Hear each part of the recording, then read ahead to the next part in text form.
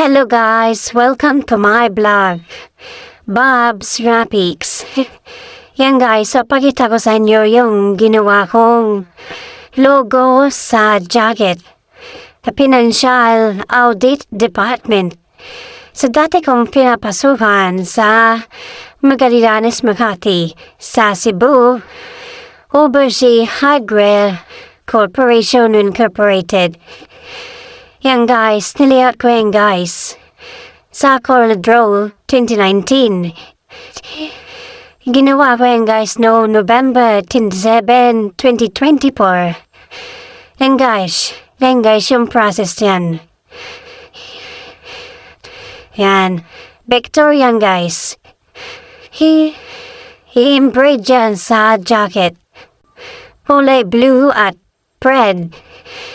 Pure Victor guys.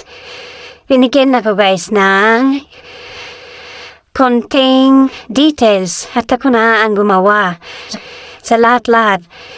Nakailang guys ako dyan na revision.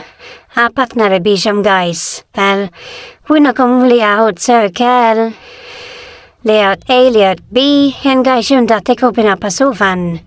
UH, producer ng mga quality na tiles at hardware. And guys, can yung active window sa CorelDRAW, pwede guys lahat dyan ni i-drag.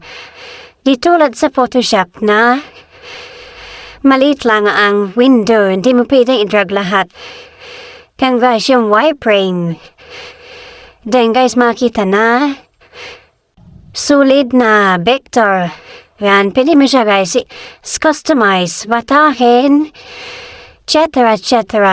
Kasi nodes. Yan guys, nodes yan sa CorelDRAW. Yan guys yung conceptualization.